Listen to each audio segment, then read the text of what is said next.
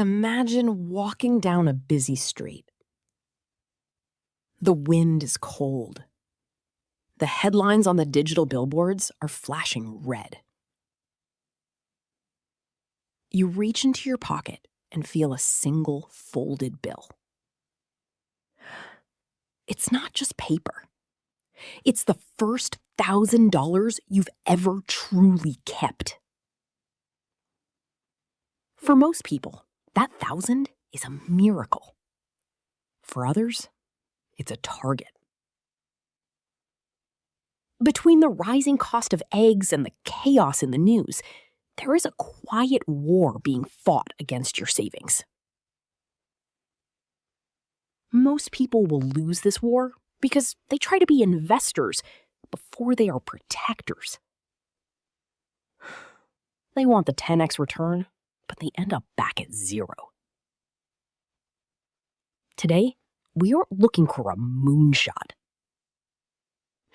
We are building a fortress around your first $1,000. Because in a volatile year, the person with $1,000 moat is wealthier than the person with $1 million debt. Let's look at the math of why your money is currently leaking. Let's grab a napkin and look at a single dollar. If you take that $1 and put it in a traditional big bank savings account, it feels safe. It's tucked away. But there is a hidden math at play. Most of these banks pay you an interest rate of around 0.01%. That means if you leave your $1,000 there for an entire year, the bank gives you 10 cents. You can't even buy a stick of gum with 10 cents. Now, look at the other side of the napkin. Look at the real world price. If the cost of things, bread, gas, rent, goes up by just 5% this year, that same $1,000 now only buys $950 worth of life. You didn't spend $50. You didn't lose it. It just evaporated. When you leave $1,000 in a dead account, you're effectively paying the bank to lose your money for you. The goal isn't just to have the 1,000. It's to make sure the 1,000 stays 1,000. Logic dictates that if your money isn't growing at the same speed as the world is getting expensive, you are getting poorer in slow motion. There's a physical difference in the way a person carries themselves when they have $1,000 in the bank versus $0. When you have nothing, every strange noise your car makes sounds like a tragedy. Every email from your landlord feels like a threat. You are living in a constant state of reactive survival. You can't plan for the next year because you're terrified of the next Tuesday. But when you cross that $1,000 threshold, something shifts. You start to breathe differently. When that check engine light comes on, it's no longer a crisis that ruins your month. It's just an inconvenience. You have the moat. That $1,000 isn't just currency. It's a psychological barrier between you and panic. It allows you to say no to a bad situation or wait for a better opportunity. It's the smallest amount of money that provides the largest amount of peace. But to keep that peace, we have to stop the bank from taking their cut of your quiet. Let's go back to our napkin. On one side, you have the old way, that 0.01% interest we talked about. Your $1,000 earns 10 cents in a year. Now, flip the napkin over. Let's look at a high-yield savings account or a basic money market fund. Currently, many of these are offering around 5%. Let's do the unit of one math. For every $1 you move into this account, you aren't just saving it, you're hiring it to work. At 5%, that $1,000 earns you $50 in a year. That is 500 times more than the big bank was giving you. Think about it this way. The old way gives you a dime. The new way pays for a nice dinner out or a week's worth of gas. all you did was change the address of your money. You didn't take a risk. You didn't buy a volatile stock. You simply stopped letting the bank keep the profit your money was generating. In a volatile year, winning isn't always about making a fortune. Sometimes winning is simply making sure you aren't the one being squeezed. You're scrolling through your phone late at night. The headlines are screaming about a massive crash or a once-in-a-lifetime opportunity to buy a certain stock. You look at your $1,000. It feels small. It feels slow. The voice in your head whispers that you should bet it all. You think that if you can just double it overnight, your problems will vanish.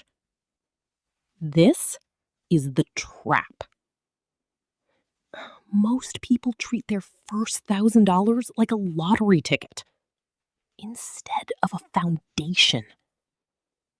They jump into the deep end of a volatile market without knowing how to swim. When the market dips further, they panic and sell. Now, their $1,000 is $600. The moat is gone. The peace of mind is gone. In a volatile year, the most logical move isn't to be the fastest. It's to be the one who doesn't have to start over at zero. A foundation isn't supposed to be exciting. It's supposed to be solid. Let's look at how that solid foundation actually grows if you just leave it alone. Let's look at how long it takes for your money to double. There is a simple shortcut called the rule of 72. You don't need a calculator for this. You can do it on the back of an envelope. Take the number 72 and divide it by your interest rate. If you are stuck in that old bank account at 0.01%, 72 divided by 0.01 is 7,200. It would take 7,200 years for your $1,000 to become $2,000. Now, look at our high yield math from earlier, around 5%. 72 divided by 5 is roughly 14. In 14 years, your money doubles without you lifting a finger or taking a single Vegas risk. If you can find a way to add just $1 a day, the price of a cheap cup of coffee, to that pile, the math accelerates. The goal here isn't to get rich tomorrow.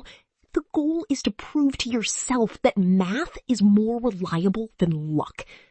When you see the numbers moving in the right direction, you stop looking for moonshots and start looking for consistency.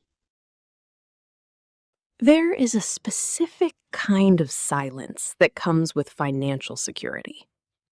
It's not the silence of a luxury car or a quiet office. It's the silence of your phone not ringing with a debt collector on the other end. When you protect your first $1,000, you are building a moat around your time. You are buying the right to not be desperate. In a world that feels like it's shaking, having a foundation that is still and solid is the ultimate luxury. Most people will spend their whole lives chasing a big break. But the break usually comes to the person who is prepared, not the person who is lucky. By refusing to gamble your foundation, you've already won the game of 2026. You've moved from saving to protecting. And to keep that protection in place, you need one final tool to stop the leaks before they start. The greatest threat to your $1,000 isn't the stock market. It's the small leak. Let's draw one last line on our napkin. Whenever you are about to spend more than $50 on something you didn't plan for, apply the $1 rule. Ask yourself, is this item worth more than the $1 a day this money could be earning me in peace of mind? Here is the napkin logic. force yourself to wait exactly 24 hours before hitting buy. During those 24 hours, do the math. If that $50 stays in your moat, it continues to work for you. If it leaves, it's gone forever. Most impulses die within 24 hours. If you still want it tomorrow, buy it. But 9 times out of 10, you'll realize you'd rather have the safety of the 1,000 than the clutter of the purchase. Protect the unit, and the 1,000 will protect you.